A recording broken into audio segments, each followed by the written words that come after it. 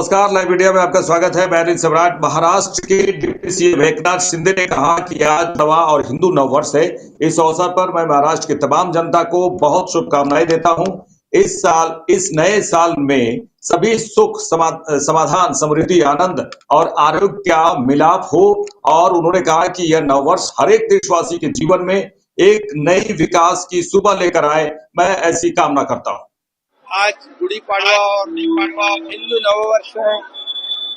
इस अवसर पर मैं सभी महाराष्ट्र की तमाम जनता को बहुत बहुत शुभकामनाएं देता हूँ, उनको बधाई देता हूँ, उनका अभिनंदन करता हूँ।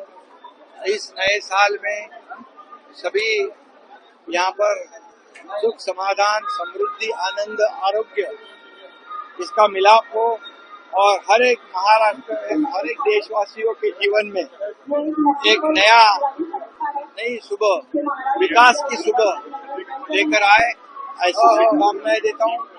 और ये गोपीनेश्वर मंदिर ट्रस्ट की वजह से ये 25 साल ऐसी शोभा यात्रा निकालते हैं। इसमें सभी थाने वासी शामिल होते हैं। थाने सांस्कृतिक शहर है और इसलिए हमारी संस्कृति, हमारी परंपराओं को बढ़ावा देने के लिए ये काम होता है। और ये गुड़ी जो है, राम ने रावण पर जीत हासिल कर अयोध्या में आकर ये गुड़ी खड़ी की थी। और उसी तरह यहाँ पर ये गुड़ी जो है, ये हमारे लाडले बहनों की है, लाडले भाइयों की है, लाडले ज्येष्ठों की है, लाडले किसानों की है। और ये गुड़ी है समृद्धि की, ये गुड़ी है विजय की। और इसलिए समृद्धि की गाड़ी में बैठकर महाराष्ट्र का विकास की गुड़ी है ये। और इसलिए इसे बहुत ही महत्व है और हम चाहते हैं कि पूरे महाराष्ट्र का विकास हो, सभी लोगों के जीवन में सुख, समृद्धि आए, आनंद आए और ये विकास तेजी से हो। उड़ीसा के पुरी में रेत कलाकार सुदर्शन पटनायक ने हिंदू नववर्ष के अवसर पर रेत से कलाकृति बनाई है। ये तस्वीरें देखिए, जहां उड़ीसा के पुरी से ये तस्वीरें हैं। रेत कलाकार सुदर्शन पटनायक ने हिंदू नववर्ष के अवसर पर रेत से कलाकृति बनाई।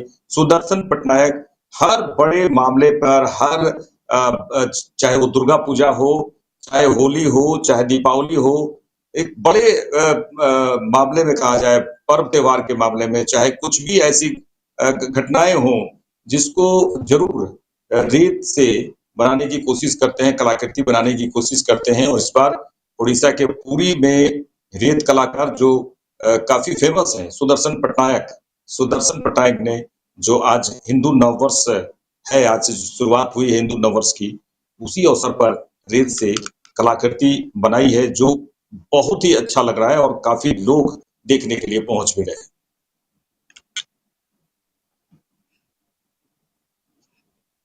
चलिए आगे बढ़ेंगे। आरजेडी नेता तेजस्वी यादव के बयान पर जेडीयू नेता राजीव रंजन प्रसाद ने पलटवार किया है। कहा है कि भ्रष्टाचार के खिलाफ जितने कठोर कदम पिछले वर्षों में मुख्यमंत्री नीतीश कुमार के कार्यकाल के दौरान उठाए गए हैं, उसकी अनवरत कोई मिसाल नहीं हो सकती। भ्रष्टाचार और बेईमानी के साथ राजद के नेताओं पर उन्होंने निशाना साधते हुए कहा कि भ्रष्टाचार और बेईमानी के साथ राजद के नेताओं का गहरा रिश्ता है।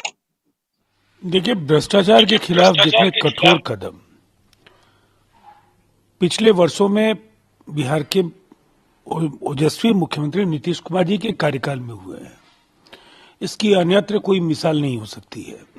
दरअसल भ्रष्टाचार और बेईमानी के साथ जो चोली दामन का रिश्ता है राजद के नेताओं का, अनेक मामले उनके खिलाफ न्यायालयों में लंबित हैं और उसके बाद नसीहत देने का वो काम कर रहे हैं। दरअसल जनता ने कुछ तो सोचा होगा। एक प्रचंड जनादेश लालू प्रसाद जी को मिला था और उसके बाद हालात ये हुए कि 2010 में 22 सीटों की पार्टी थी। नीतीश कुमार जी की संजीवनी नहीं मिलती तो 2015 में इनका वजूद खत्म हो गया होता। देखिए, लंबी चौड़ी डींगे हाँकना ये तेजस्वी जी की आदत में शुमार हो चुका है। लेकिन बिहार को पिछले 20 वर्षों में नीतीश कुमार जी ने एक ऐसे राज्य में परिणत किया है जहां विकास की असीम संभावनाएं हैं। बिहार आज गर्व के साथ कह सकता है कि बिहार का इतिहास भी गौरवशाली था और वर्तमान भी गौरवशाली है। जूना अखाड़े के आचार्य महामंडलेश्वर स्वामी अवधेशानंद गिरी महाराज ने कहा कि वक्फ बोर्ड कोई वैधानिक संस्था नहीं है, संविधान में इसका कोई उल्लेख नहीं है और यह अतिक्रमण करने वाली संस्था है। जहां तक औरंगजेब के मकबरे का सवाल है, औरंगजेब भारत और मुसलमानों के लिए कोई आदर्श व्यक्ति नहीं हो सकते हैं। देखिए, वक्फ बोर्ड की जहाँ तक बात है वो बड़ी कोई वैधानिक संस्था नहीं है, उसका संविधान में कोई उल्लेख नहीं है और वह एक अतिक्रमण के लिए संस्था है। और उस संस्था में भी जो लोग कार्य कर रहे हैं, विशेषकर अगर आप बात देखें तो मौलाना कुकुम मुस्तबा हों, उमेर इलियासी हों, ये सारे के सारे जो उलेमा हैं और बड़े मुस्लिम विद्वान हैं, ये कहते हैं कि वो बड़ी एक असंवैधानिक संस्था है और वो एक अतिक्रमण के लिए, वो इंक्रोचमेंट के लिए, जिसका कोई अर्थ ही नहीं है। रही बात औरंगजेब की मज़ार की, तो औरंगजेब कोई भारत के लिए आदर्श पुरुष नहीं हो सकते, ना ही मुसलमानों के लिए वो आदर्श पुरुष है। जिसने अपने भाई का कत्ल किया, अपने पिता को कारागृह में डाला, एक एक बूंद पानी के लिए तरसा कर उसे मार दिया, तो वो व्यक्ति भारत का आदर्श नहीं हो सकता है। तो ये विचार तो मुसलमान खुद कर रहे हैं कि वो बाहर के लोगों का आदर्श है, भारत का आदर्श नहीं। कांग्रेस नेता संदीप दीक्षित ने प्रधानमंत्री नरेंद्र मोदी के नागपुर दौरे पर कहा कि आरएसएस के दफ्तर जाना कोई खबर नहीं है। हम मानते हैं, उन्होंने कहा कि हम मानते हैं कि संघ सरकार चलाता है, हम राजनीति में है, बीजेपी और अन्य पार्टियों से चुनाव लड़ते हैं, सभी जानते हैं कि कौन किस संगठन के पीछे है। आरएसएस और बीजेपी अलग नहीं है, ये हमेशा साथ चुनाव लड़ते हैं। ठीक है, उनका तो आरएसएस के दफ्तर में जाना कौन सी खबर है, आदमी अपने घर जाता है। हम कल कोई आईसीसी जाते हैं तो कोई खबर थोड़ी है, तो आप जाते होंगे प्रधानमंत्री, भाई ऐसे भी संघ एक तरीके से हम तो मानते हैं सरकार चलाता है, तो गए होंगे वहां कोई दिशा निर्देश लेने, कोई बहुत बड़ी खबर नहीं है, ना ही कोई ऐसी चीज है जिसपे कोई टिप्पणी की जरूरत है। अगर वो बाबा साहब अम्बेडकर की भी जगह जा रहे हैं तो मैं ये पूछना चाहूंगा कि जो संघ के विचार थे बाबा साहब के बारे में, संघ के लोगों ने किताबें जो लिखी हैं डॉक्टर अम्बेडकर के बारे में, संघ के और संघ से संबंधित संस्थाओं ने तो उनके बनाए हुए संविधान को कूड़ा कर दिया था और कहा था इसकी कोई आवश्यकता नहीं है। उनकी किताबों पे, खासकर उनके अनहाइलेशन ऑफ कास्ट पे और रिडल्स ऑफ हिंदुइज्म, जो दो बहुत प्रमुख किताबें हैं, उन पर संघ का क्या विचार है, या संघ के लोगों का या स्वयं प्रधानमंत्री का क्या विचार है, कभी इन चीजों पर भी वो बात कर लें।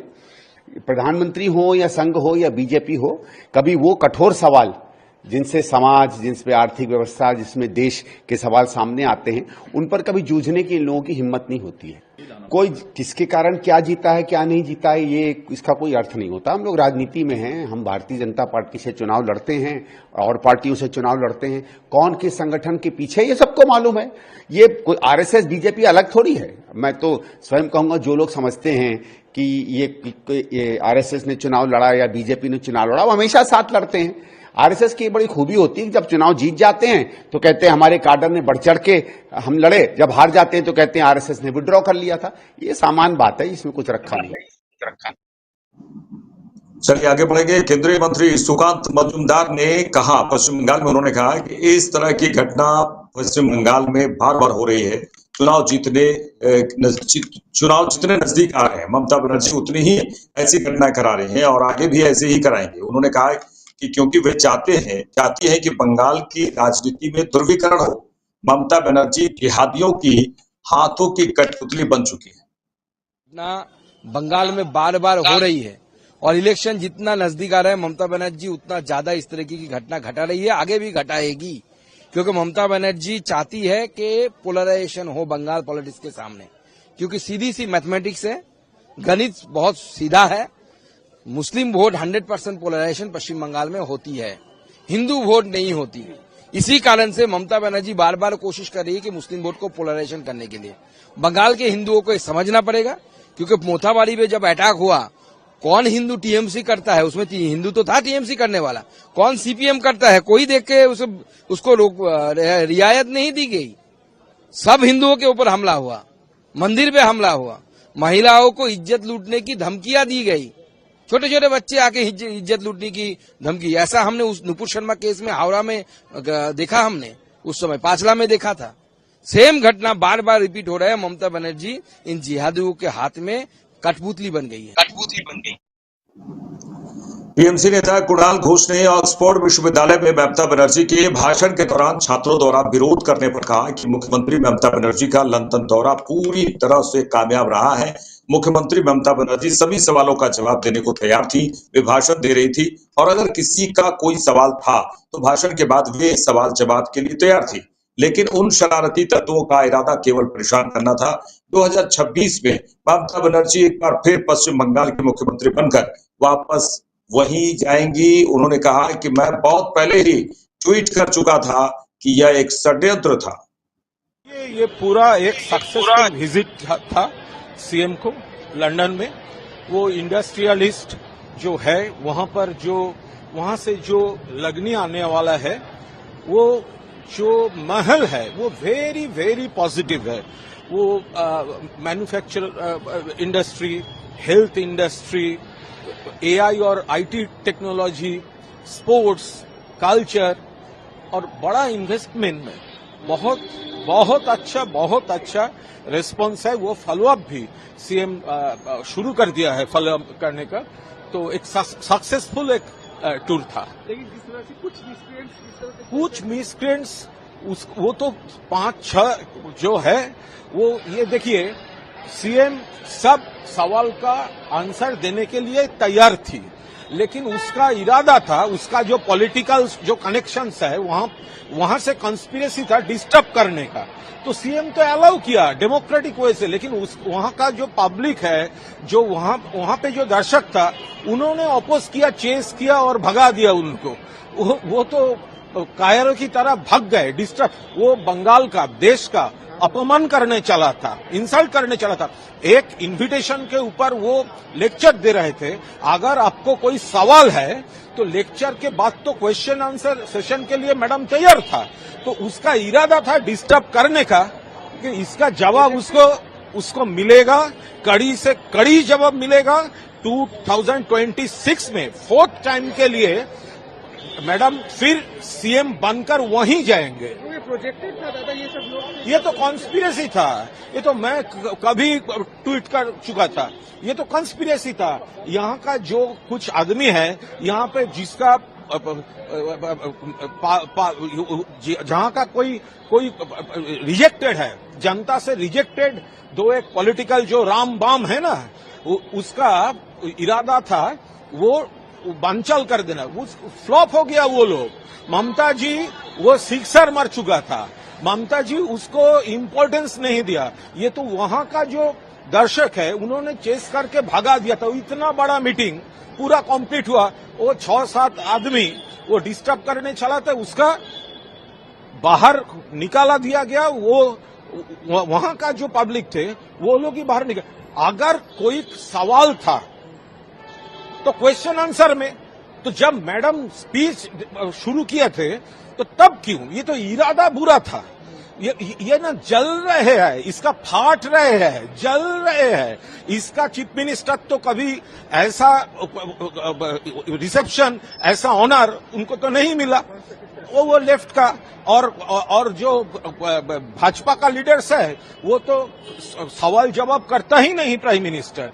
तो यहाँ ममता जी तो वो पूरे प्रिपेयर्ड थे। वो लोग का शायद वो इरादा था डिस्टर्ब करने के लिए, तो वो डिस्टर्ब करना चला था, लेकिन दुम हिलाकर भाग गए। देखिए बंगला में एक है, दाए पड़ले बेड़ालो गाछे उठे। जब जरूरत पड़ते हैं तभी बिल्ली भी गाछ के ऊपर चढ़ जाते हैं। जरूरत पड़ा तो गाछ के ऊपर चल पड़ा है, उससे नहीं होगा। भारत से वो भारत का जनता भाजपा को। समाजवादी पार्टी के प्रमुख अखिलेश यादव सपा नेता अब्बास हैदर द्वारा आयोजित इफ्तार में शामिल हुए। समाजवादी पार्टी के प्रमुख अखिलेश यादव ने कहा कि प्रयागराज हो या प्रदेश का कोई और दूसरा जिला सरकार स्वीकार नहीं करेगी, लेकिन आंकड़े बताते हैं कि आज सबसे ज्यादा खराब कानून व्यवस्था उत्तर प्रदेश में है। उत्तर प्रदेश का हाल पूछने के लिए कोई नहीं है। जिस प्रदेश में आईएएस फरार हो, वहां के कानून व्यवस्था पर हम क्या बात करें। देखिए प्रयागराज हो या प्रदेश का कोई और दूसरा जिला, और सरकार स्वीकार नहीं करेगी।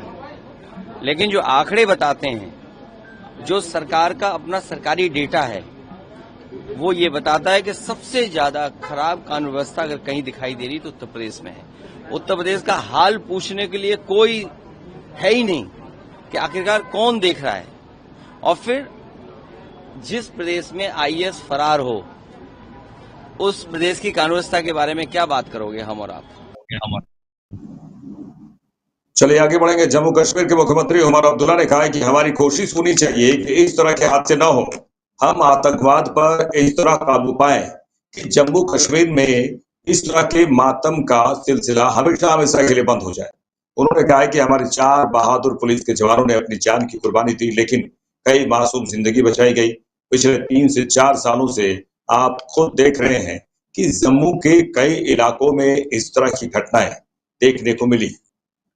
जब दफ्तर खुल जाएंगे तो होम डिपार्टमेंट की तरफ से इसका केस जो है वो बन जाएगा और ये चारों जो हमारे बहादुर पुलिस के जो इस हादसे में शहीद हुए उन सब का जो है घर के लिए एसआरओ का केस और बाकी जो रिलीफ हमें देना होगा वो हम दे देंगे। लेकिन हमारी तो ये कोशिश होनी चाहिए कि इस तरह के हादसे हो ही ना, कि इस मिलिटेंसी पे हम इस तरह काबू पाएं कि जम्मू कश्मीर में इस तरह मातम का जो है सिलसिला ये हमेशा के लिए बंद हो जाए। सीएम साहब कहाँ कमी रह रही है, क्यों खत्म नहीं हो पा रहा? अब ये फिलहाल तो कहा नहीं जा सकता ये कौन थे, लेकिन अंदाजा जरूर लगाया जा सकता है क्योंकि ये पहले भी ऐसा हुआ है।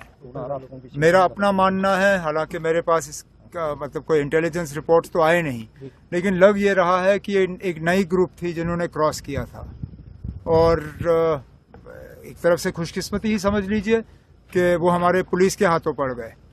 अगर पुलिस के हाथों नहीं पड़े होते तो ये अंदर घुस के पता नहीं क्या कर लेते। अब हमारे 4 बहादुर पुलिस के जवान जो हैं उन्होंने अपनी जान की कुर्बानी तो दी, लेकिन मुझे लगता है कि कई मासूम जानें जो हैं वो इस सिलसिले में बचा चुके हैं और आगे जो इसमें तहकीकात करनी होगी वो एजेंसियों की तरफ से तहकीकात होगी। सर क्या मानते हैं कि घाटी की जगह आप जम्मू में ये सब इन्फिल्ट्रेशन? अब ये नई बात नहीं है। पिछले 3-4 साल से आप खुद देख रहे हैं कि जम्मू के कई इलाकों में इस तरह के घटनाएं जो हैं वो देखने को मिली। ये रियासी जिले में भी यात्रियों के बस पे जो हमला हुआ, जम्मू शहर में हमले हुए हैं। इसके पीछे वजह यह है कि जब चीन ने लद्दाख में आक्रमण किया या वो घुस गए, उसके लिए हमें फौज की ज़रूरत थी और फौज वादी से हम हटा नहीं सकते थे, तो फौरी तौर जम्मू में जो फौज तैनात थी उनको लद्दाख भेजा गया, जिस वजह से कहीं कमी आई। अब उस कमी को आहिस्ता आहिस्ता दुरुस्त किया जाएगा। कठुआ में सर लोगों ने सवाल किए हैं कि आपने कहा था, सरकारों ने कहा था कि 370 हटने के बाद जम्मू कश्मीर से मिलिटेंसी का खात्मा। मैं आज के मौके पे सियासी बात नहीं करूंगा। आगे कभी इस पे बात करनी होगी हम करेंगे। पूर्वी चंपारण जिले के रक्सौल से जहां मोतिहारी पुलिस और एसएसबी ने बड़ी कार्रवाई की है। वर्षों से नेटवर्क मार्केटिंग आयुर्वेद दवा कंपनी में नौकरी के नाम पर ब्रेन वॉश करके बंधक बनाकर काम करने वाले गिरोह का पुलिस ने भंडाफोड़ किया है। पुलिस अधीक्षक स्वर्ण प्रभात के निर्देश पर पुलिस ने रक्सौल के 1 दर्जन से अधिक जगहों पर छापेमारी करते हुए ब्रेन वॉश करके बंधक बने 400 बच्चों का रेस्क्यू किया गया, जिसमें कई लड़कियां और नाबालिग बच्चे भी शामिल हैं।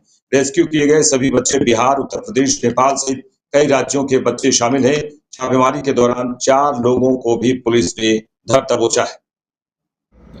कई दिनों से पुलिस को यह सूचना मिल रही थी कि रक्सौल थाना अंतर्गत नेपाल से, उत्तर प्रदेश से और बिहार के अन्य जिलों से लड़कों को नौकरी देने के बहाने बुलाया जा रहा है और नौकरी देने के बहाने बुलाकर उनको बंधक बनाकर रखा जा रहा है और उनसे पैसे भी वसूल किए जा रहे हैं उनके परिजनों से। और ऐसी सूचना का सत्यापन करने के बाद आज एसडीपीओ रक्सौल के द्वारा एसएसपी की टीम उनके बल के द्वारा आज रेड किया गया और करीब हम लोगों ने 400 बच्चों को मुक्त कराया है और इसमें से कई बच्चे हैं जो नाबालिग बच्चे भी हैं और कानूनी प्रावधान के तहत जो है श्रम प्रवर्तन पदाधिकारी को भी सूचित किया गया है। इसमें से जो बच्चे रेस्क्यू किए गए हैं उनके आवेदन के आधार पर कार्रवाई की जा रही है और जो ग्रुप का संचालक है, इसके अलावा जो 4-5 लोग वहाँ पे घटनास्थल पाए गए उनको पुलिस ने तत्काल गिरफ्तार भी किया है और इसमें आगे पूछताछ जारी है और इस तरह की घटनाएं पहले कुछ जिलों में हुई थी, उसमें पुलिस के द्वारा कार्रवाई की गई थी। इसमें जो है विस्तृत जांच हेतु और पूरे नेटवर्क को ध्वस्त करने के लिए एसडीपीओ के नेतृत्व में एक SIT का भी गठन किया गया है और इसमें हम लोग गहराई से जाएंगे और जो भी लोग इसमें शामिल होंगे और जो गैरकानूनी तरीके से इस तरह का कार्य कर रहे थे, बच्चों को ब्रेन वॉश करने का जो काम किया जा रहा था, उनको जबरन बंधक बनाकर रखा जा रहा था और परिजनों से जो पैसे वसूले गए हैं, इन सब चीज़ों को देखते हुए जो है